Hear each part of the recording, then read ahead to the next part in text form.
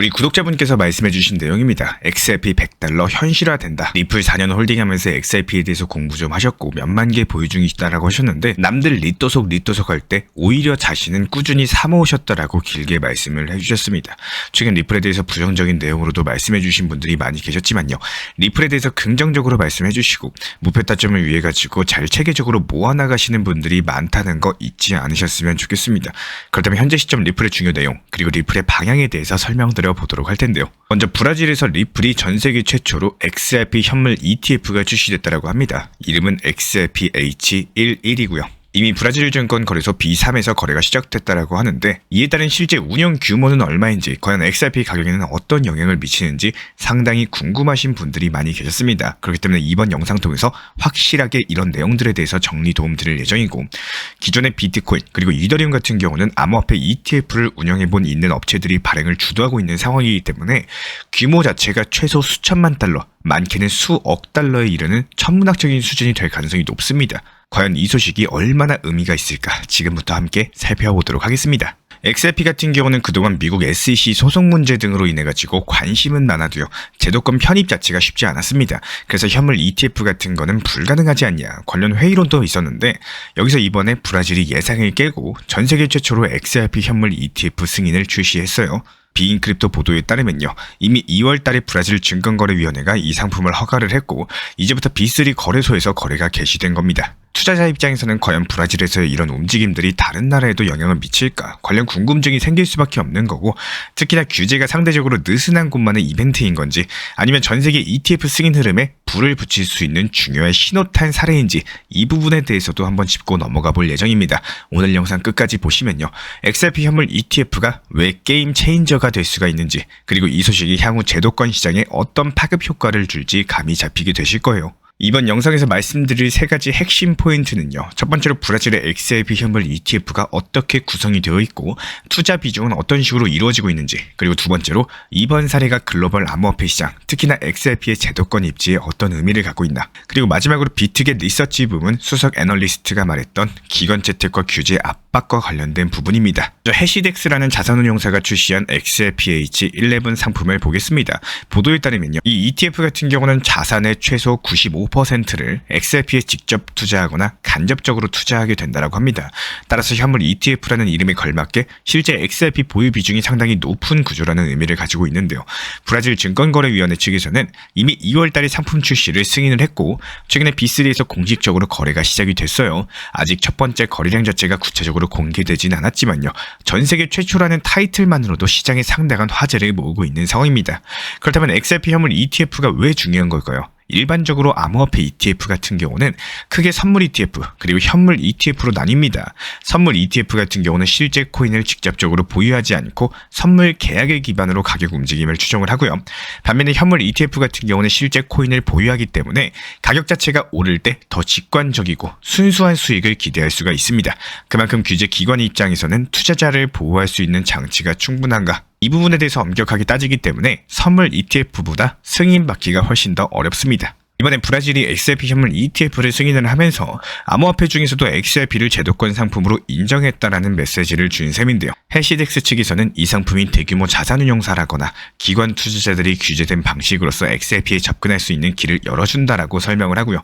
개인 투자자 입장에서도 거래소에서 직접 XRP를 사고 지갑에 보관하는 번거로움이 없이 일반 주식처럼 ETF를 살 수 있다라는 장점이 있습니다. 특히나 비트겟 측에서도 이 사건이 XRP의 기관 채택에 있어서 아주 중대한 전환점이 될 수 있다는 언급을 남겼는데요. 지금까지 비트코인, 이더리움 정도만 ETF 형태로 주목을 받았었는데 이제부터 XRP까지 ETF 라인업에 들어갔다 보니까 기관들이 XRP를 위험자산이 아니라 투자 포트폴리오 중에 하나로서 인식할 수 있다는 뜻이겠죠.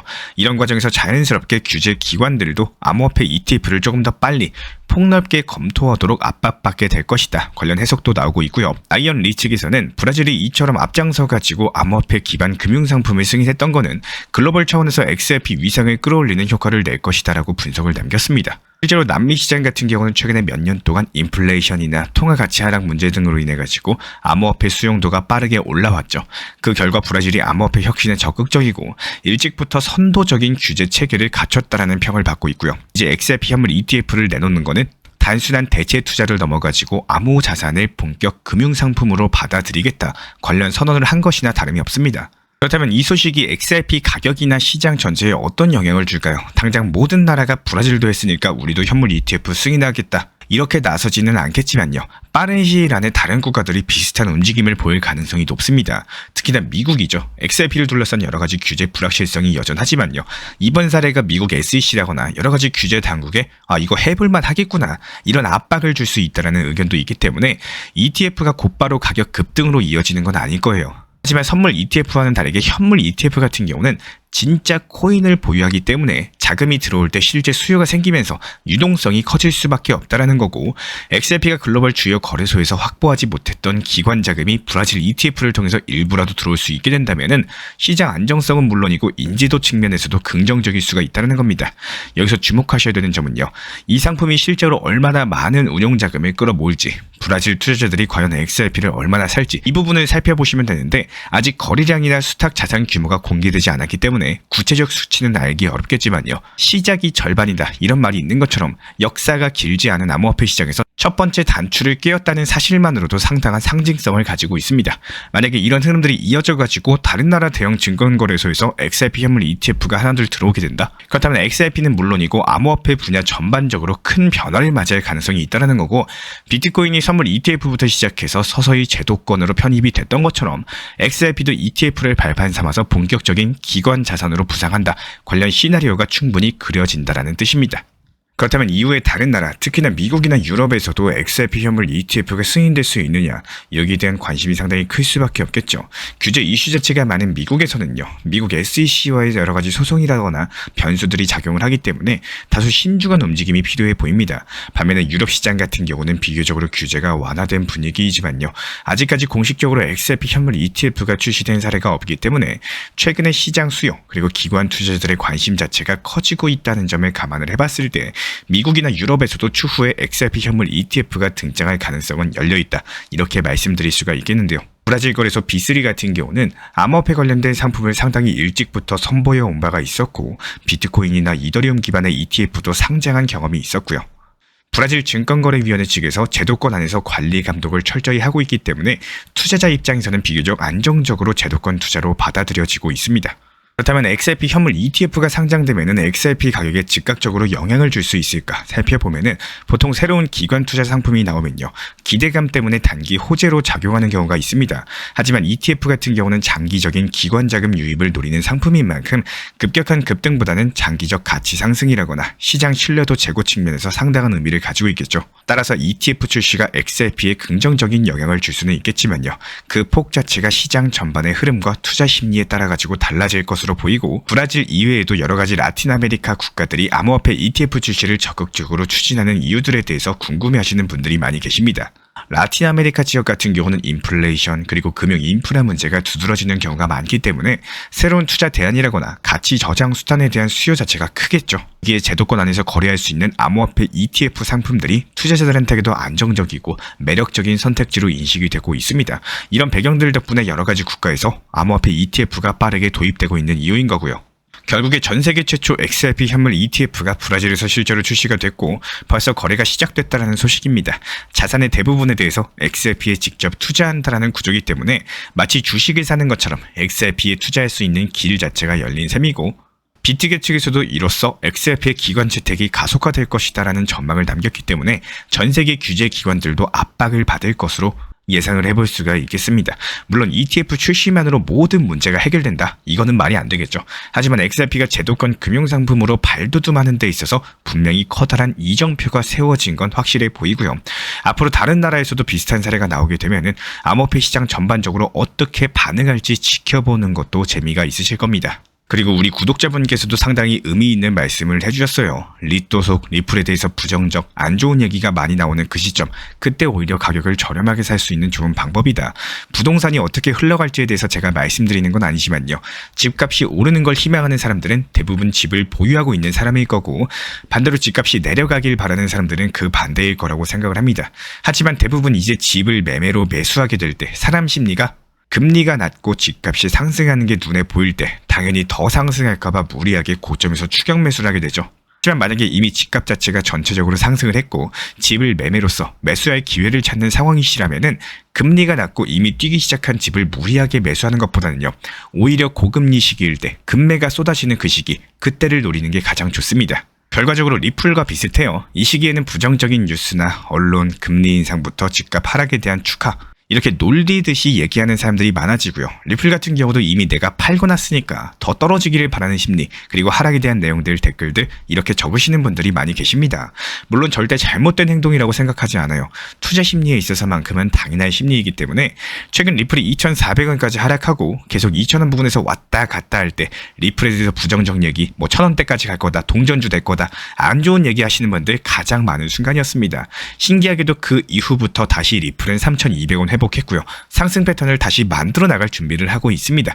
제가 오늘 반드시 말씀드리고자 하는 내용 중에 하나가, 하락했을 때 흔들리고 올라갈 때 다시 또 흔들리고 남들 말에 이리저리 휘둘리는 이런 매매 습관 자체가 결국에 고점에서 추격 매수하고 떨어질 때 불안해서 손절하는 이런 매매 패턴이 반복되는 가장 큰 이유라는 겁니다. 만약에 장기적으로 계획을 했더라면 어느 정도는 믿고 가면서 악플이나 부정적인 댓글, 리플 더 하락한다, 이런 안 좋은 얘기를 오히려 긍정의 호재로 생각하실 수 있는 능력을 반드시 키우시기를 바라겠습니다.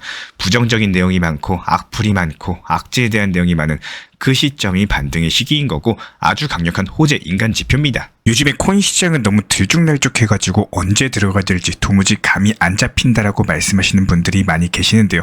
아침에 잠깐 보니까 오르고 있어서 따라 샀는데 오후에 갑작스럽게 떨어져가지고 손해보고 또 무서워서 안 샀더니 그 다음날엔 다시 올라가는 이런 일들이 반복되기 때문에 이런 흐름들은 사실상 단순한 우연은 아닙니다. 매일매일 시장을 보면은 반복되는 시간대가 있고요.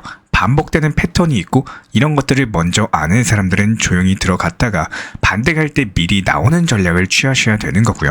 결국에 아시는 분들만 수익 보고 모르면은 당할 수밖에 없는 이런 시장 패턴을 보여주고 있습니다. 예를 들어 가지고 요즘 시장 같은 경우에는 미국장이 마감된 직후에 오전 6시부터 8시 사이, 이 시간대에는 가격 자체가 잠잠해지고요. 고리들이 매수세가 들어오는 경우가 많습니다. 그리고 오후 4시부터 6시 사이에는 미국장 열리기 직전에 잠깐 눌림목이 나오는 구간이 있어요. 그렇기 때문에 이때 미리 들어가면은 미국장 열리고 나서 밤 11시 이후부터 펌핑 타이밍에 수익을 챙길 수 있는 구조가 만들어지게 됩니다. 하지만 이런 패턴들이 무조건적인 것은 아니고 그날그날의 시장 타이밍에 따라서 달라진다는 점. 그렇기 때문에 중요한 거는 지금 하락했을 때 매수를 해도 되는 건지 상승했을 때 매도를 해야 되는 건지 이 타이밍을 분석하는 것이 상당히 중요하고요. 단순하게 이 코인 사세요 이렇게 말씀드리는 게 아니라 오늘은 기다릴 때다, 지금은 소량만 들어가자, 지금 반등 나오면은 본격적으로 진입이다, 이런 식으로 그날 시장 분위기에 맞는 전략을 쉽게 알려드리고 있습니다. 시장은 항상 같은 방향으로 움직이지 않기 때문에 단순하게 감에 의존하는 투자보다는요,